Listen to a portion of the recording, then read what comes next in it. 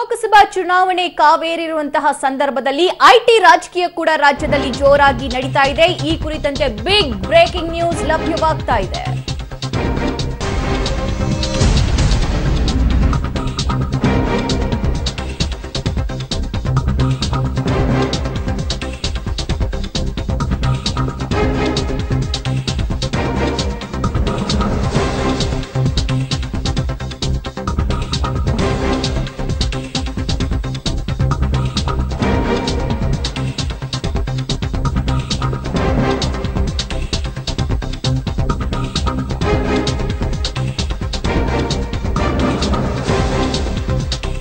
CM ಆಪ್ತರ ಪೈಕಿ ಯಾರಿಗೆ ಕಾದಿದೆ ಐಟಿ ಗುನ್ನ? ಸಚಿವ ಪುಟ್ಟರಾಜು ಮನೆ ಮೇಲೆ ಐಟಿ ರೇಡ್ ಆಗಿದ್ದಾಯಿತು. ಅದರ ಜೊತೆಗೆ ಸೂಪರ್ ಸಿಎಂ ಅಂತ ಕರೆಸಿಕೊಳ್ಳುವಂತ ರೇವಣ್ಣ ಆಪ್ತರಿಗೂ ಕೂಡ ಐಟಿ ಶಾಕ್ ಕೊಟ್ಟಿದ್ದು ಆಯ್ತು.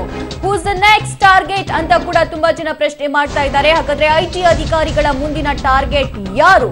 ಸಿಎಂ ಆಪ್ತರ ಪೈಕಿ ಯಾರಿಗೆ ಕಾದಿದೆ ಐಟಿ ಗುನ್ನ ಅನ್ನುವಂತ ಪ್ರಶ್ನೆ ನಿನ್ನೆ ತಾನೇ ಸಿಎಂ ಕುಮಾರಸ್ವಾಮಿ ಅವರು ರಾತ್ರಿ ಹೇಳ್ತಾ ಇದ್ರು.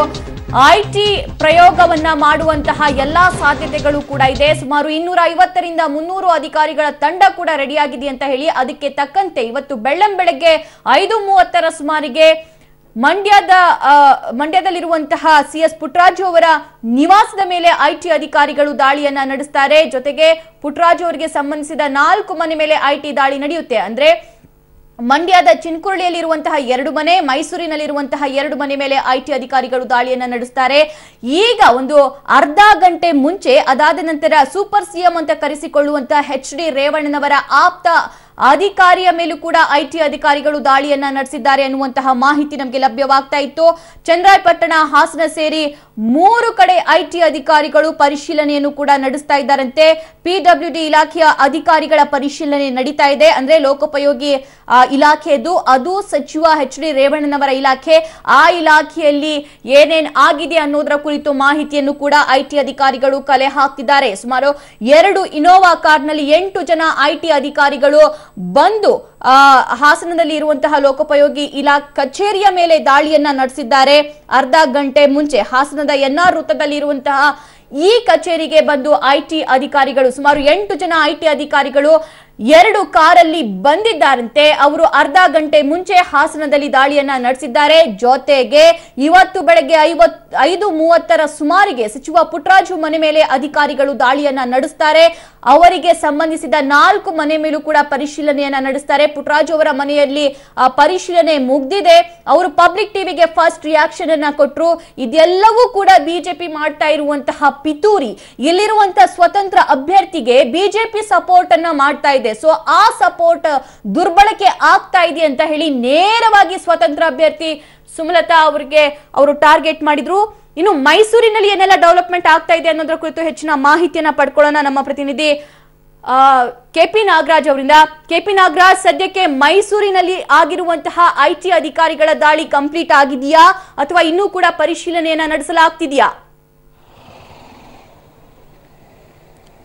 ಸಭಾ ಇನ್ನೂ ಕೂಡ ಪುಟ್ಟರಾಜು ಅವರ ಅಣ್ಣನ ಮಗ ಅಶೋಕ್ ಅವರ ಮನೆ ಮೇಲೆ ಇನ್ನೂ ಕೂಡ ದಾಳಿಯನ್ನು ಆಗಿದ್ದು ಈಗಾಗಲೇ ಇನ್ನೂ ಪರಿಶೀಲನೆ ನಡೀತಾ ಇದೆ. ಬೆಳಿಗ್ಗೆ 5:30ರಿಂದಲೂ ಕೂಡ ಇದೇ ರೀತಿಯಂತಹ ಪರಿಶೀಲನೆಯನ್ನ ಐಟಿ ಅಧಿಕಾರಿಗಳು ಮಾಡ್ತಾ ಇದ್ದಾರೆ. ಮನೆಯಲ್ಲಿ ಇದ್ದಂತಹ ಮಕ್ಕಳು ಮಾತ್ರ ಶಾಲೆಗೆ ಹೋಗುವಂತಹದಕ್ಕೆ ಮಾತ್ರ ಅವಕಾಶವನ್ನ ಮಾಡಿಕೊಳ್ಳಲಾಗಿದೆ. ಉಳಿದಂತೆ ಬೇರೆ ಇನ್ಯಾರಿಗೂ ಕೂಡ ಮನೆಯಿಂದ ಹೊರಗೆ ಬರೋದಕ್ಕೆ ಅವಕಾಶವನ್ನ ಮಾಡಿಕೊಟ್ಟಿಲ್ಲ. ಮತ್ತು ಈಗಾಗಲೇ ಐಟಿಯ ಅಧಿಕಾರಿಗಳು ಮನೆಯ ಮೇಲ್ಛಾವಣಿ ಇರ್ಬೋದು ಅಥವಾ ವಾಟರ್ ಟ್ಯಾಂಕ್ ಇರ್ಬೋದು ಎಲ್ಲ ಕಡೆಗಳಲ್ಲೂ ಕೂಡ ಈಗಾಗಲೇ ತಪಾಸಣೆಯನ್ನ ನಡೆಸಿದ್ದಾರೆ. ಒಟ್ಟು 2 ಕಾರುಗಳಲ್ಲಿ ಬಂದಿರುವಂತಹ ಐಟಿ ಅಧಿಕಾರಿಗಳು ಬೆಳಿಗ್ಗೆಯಿಂದಲೂ ಕೂಡ ಮನೆಯಲ್ಲಿರುವಂತಹ ದಾಖಲಾತಿಗಳಿರ್ಬೋದು ಅಥವಾ ನಗದು ಇರ್ಬೋದು ಎಲ್ಲದರ ಪರಿಶೀಲನೆಯನ್ನ ನಡೆಸ್ತಾ ಇದ್ದಾರೆ.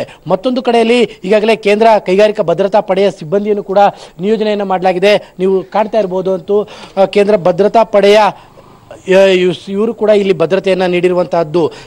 ಹಿಂದಿನ ಐಟಿ ದಾಳಿಗಳಲ್ಲಿ ಈ ರೀತಿಯಾಗಿ ಕೇಂದ್ರ ಕೈಗಾರಿಕಾ ಭದ್ರತಾ ಪಡೆಯನ್ನು ನಿಯೋಜನೆಯನ್ನ ಮಾಡ್ಕೊಳ್ತಾ ಇರಲಿಲ್ಲ. ಆದರೆ ಇದೇ ಮೊದಲ ಬಾರಿಗೆ ಈ ರೀತಿಯಾದಂತಹ ವ್ಯವಸ್ಥೆಯನ್ನ ಮಾಡಿಕೊಳ್ಳಲಾಗಿದೆ.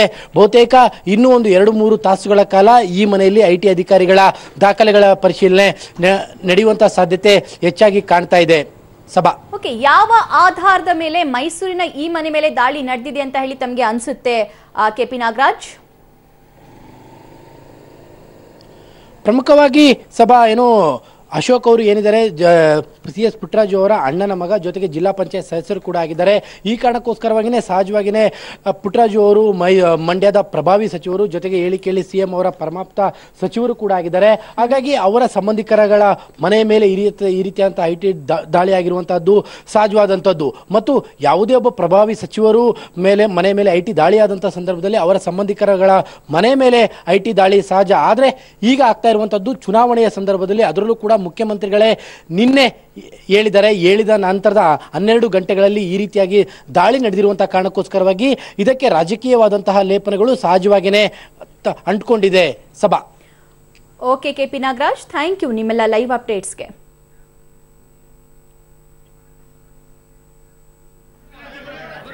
CS ಪುಟ್ಟರಾಜು ಅವರ ಮನೆ ಮೇಲೆ IT ಅಧಿಕಾರಿಗಳು ದಾಳಿ ನಡೆಸಿದ ಬೆನ್ನಲ್ಲೇ ಮಂಡ್ಯದಲ್ಲಿ JDS ಕಾರ್ಯಕರ್ತರು, CS ಪುಟ್ಟರಾಜು ಅವರ ಅಭಿಮಾನಿಗಳು ಎಲ್ಲರೂ ಕೂಡ ಸೇರಿರುವಂತಹ ದೃಶ್ಯವನ್ನ ನೀವು ನೋಡ್ತಾ ಇದ್ದೀರಾ. ನಮ್ಮ ಅಣ್ಣನ ಮನೆ ಮೇಲೆ IT ಅಧಿಕಾರಿಗಳು ದಾಳಿಯನ್ನ ನಡೆಸಿದ್ದಾರೆ, ಇದಕ್ಕೆ ಯಾರೋ ಬೇರೆ ಪಿತೂರಿಯನ್ನ ನಡೆಸ್ತಾ ಇದ್ದಾರೆ ಅಂತ ಹೇಳಿ ಅವರು ಕೂಡ ಆರೋಪಿಸ್ತಾ ಇದ್ದಾರೆ. IT ದಾಳಿ ಅಂದ ತಕ್ಷಣ ಎಲ್ರಿಗೂ ಕೂಡ ಗಾಬರಿ ಆಗೋದು ಸರ್ವೇ ಸಾಮಾನ್ಯ. ಅದೇ ಗಾಬರಿಯಲ್ಲಿ ಎಲ್ಲರೂ ಕೂಡ ಕಂಡು ಬರ್ತಾ ಇರೋದನ್ನ ನಾವು ಗಮನಿಸ್ತಾ ಇದ್ದೀವಿ. ಪುಟ್ಟರಾಜು ಅವರ ಮನೆ ಮೇಲೆ IT ಅಧಿಕಾರಿಗಳು ದಾಳಿಯನ್ನ ನಡೆಸಿದ ಬೆನ್ನಲ್ಲೇ ಒಂದ್ ರೀತಿ ವಿಚಲಿತರಾಗ್ತಾರೆ ಈ ಎಲ್ಲ ಅಭಿಮಾನಿಗಳು. ಆದ್ರೆ ಪುಟ್ಟರಾಜು ಅವರು ಮಾತ್ರ ವಿಚಲಿತರಾಗದೆ ತುಂಬಾನೇ ಕೂಲ್ ಆಗಿ ಇದ್ದಾರೆ.